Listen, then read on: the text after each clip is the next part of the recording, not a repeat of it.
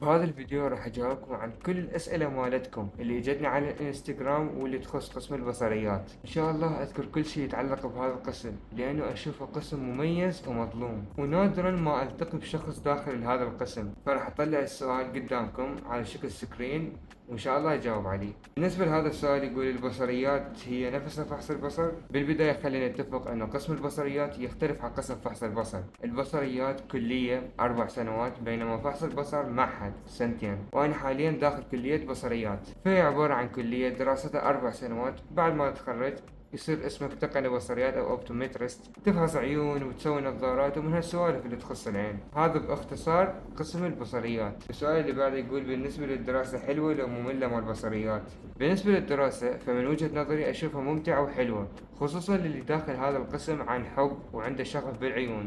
مثل ما اتفقنا دراستها 4 سنوات، راح تدرس بالمرحلة الأولى بشكل عام عن كل الجسم، يعني من ناحية مادة التشريح، الكيمياء، البايو، وبالمراحل الباقية راح تتخصص بدراسة العين وبتشريح العين والرأس والرقبة، وراح تدرس الأمراض اللي تصيب العين وكل أنواع العدسات وأي شيء يخص العين والنظارات الطبية. طبعا للي ما يعرف هذا القسم يركز بشكل خاص على الفيزياء، يعني قوانين الانعكاس، قوانين الانكسار، فيزياء الضوء ومن هالسوالف. يعني إذا كنت تحب الفيزياء فهذا القسم راح يكون مثل الجنة بالنسبة لك، لأن هذا القسم يعتمد على فحص العيون، والعيون تعتمد على الضوء بالرؤية، والضوء يخضع لقوانين الفيزياء اللي انت لازم تكون على دراية بيها، بالإضافة إلى طريقة استقبال العين للضوء تعتمد على تكنيك فيزيائي وكيميائي محدد انت لازم تعرفه. خصوصا انت راح تكون مسؤول عن صنع النظارات الطبية اللي عدساتها تعتمد بشكل كبير على الفيزياء، وتقدر طبعا بعد التخرج تكمل دراسات عليا اللي هي ماجستير ودكتوراه، والدراسة تعتبر متوسطة، لا هي سهلة ولا هي صعبة، يعني ما راح ينشيل على قلبك من ناحية الدراسة كلش. بالنسبة لهذا السؤال زين اللي يتخرج شنو يشتغل؟ سبع أوسط.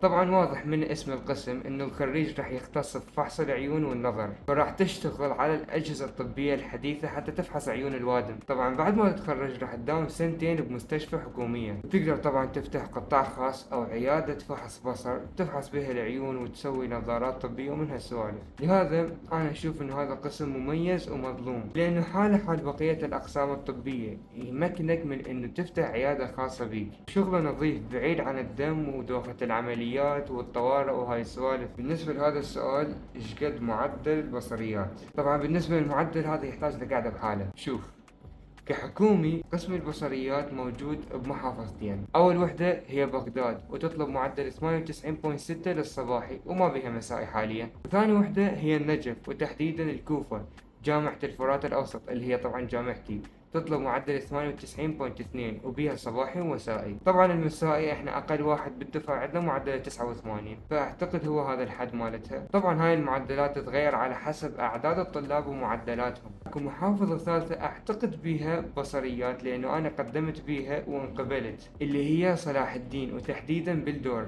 ليش ذكرتها بالاخير؟ لانه الصراحة ما ادري اذا هي كلية لو معهد، واذا كانت صباحي لو مسائي، فأنا ما أريد أعطيكم معلومة غلط. بالنسبة للكليات الأهلية فأكو هواي كليات أهلية فاتحة هذا القسم، خصوصا ببغداد هنا. ما أقدر أذكر أساميهم كلهن لأنه الصراحة هن هواي، بس أعتقد هذا القسم ما موجود بكل الكليات الأهلية اللي بالعراق. الكليات الأهلية تطلب معدل 70 للصباحي و65 للمسائي. بالنسبة لهذا السؤال يقول التعيين مركزي لو لا؟ لأن سمعت انسد التعيين. شوف، بعيد عن معاهد فحص البصر لأنه صحيح انسد تعيينهم، أنا هسه دا أحكي عن الكليات، كليات البصريات. بالنسبة للكليات يعتبر قسم مستحدث، يعني بعد جديد، فحاليا تعيينه مركزي لأنه أعداد خريجين البكالوريوس قليلة، بسبب انه هو اصلا قسم نادر وقليل بالعراق، وهو ما مشمول بقرار اغلاق التعيين. فاعتقد انت سمعت انه معهد فحص البصر هو اللي يسد تعيينهم، وهذا صحيح، بس بالنسبة لكلية البصريات فلا، تعيينهم بعد حي يرزق. بالنسبة لهذا السؤال ايش قد الراتب؟ بالله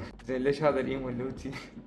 بالنسبة للراتب فكل ما أسأل خريج بصريات أحصل إجابة شكل، بس اللي استنتجته إنه الراتب بداية التعيين راح يكون 660 ألف وراح يزيد بالوقت. وبالنسبة لفلوس القطاع الخاص مالتك ومحل النظارات فهاي واحد، يعني أنت وشطارتك بعد، كل ما تكون مبدع أكثر كل ما تزيد أرباحك، حالك حال طبيب الأسنان وبقية المجاميع الطبية، خصوصا إذا كملت دراسات عليا وحصلت شهادة ماجستير أو دكتوراه فراح تزيد الزيارات إلك.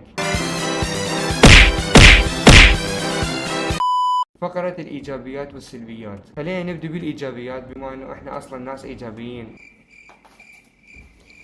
من ناحيتي اشوف انه ايجابياته كلش هواي. طبعا انا هذا الكلام ما احكيه لانه هو قسمي، اصلا هاي نظرتي الا من قبل لا ادخل هذا القسم، وبعدني ثابت لحد هسه على هذا الرأي. يعني تشوفه قسم جديد نادر، تعيينه مركزي، راتبه زين، دراسته حلوة وما بيها صعوبة كبيرة، سنوات الدراسة قليلة، قسم نظيف وشغل سهل بعد التخرج، بعيد عن سوالف الدم والعمليات. يعني اعتقد البنات اكثر شي راح يكيفن عليه، ويمكنك من انه تفتح عيادة عوينات ومحل صناعة نظارات خاص بيك. فمن الناحية المادية همين ممتاز، ويستاهل انه الواحد يتعب على موده. وبالنسبة للسلبيات فاعتقد هاي تعتمد على الشخص نفسه، اذا كان يطمح الجبل مال فلوس فاعتقد راح يكون العيب مالته انه الراتب قليل، او عنده نظرة انه عيادات فحص البصر ما تجيب هواي فلوس. ولو من ناحية الارباح فقسم فحص البصر يعتبر مساوي للصيدلة اصلا. يعني اذا حسبنا القطاعات الخاصة مال الطرفين بالاضافة الى الرواتب مالتهم فاعتقد الارباح مالتهم راح تكون متساوية، هاي اذا ما كان البصريات يربح اكثر. واللي ما عنده شغف بالعيون فراح يشوفه قسم ممل.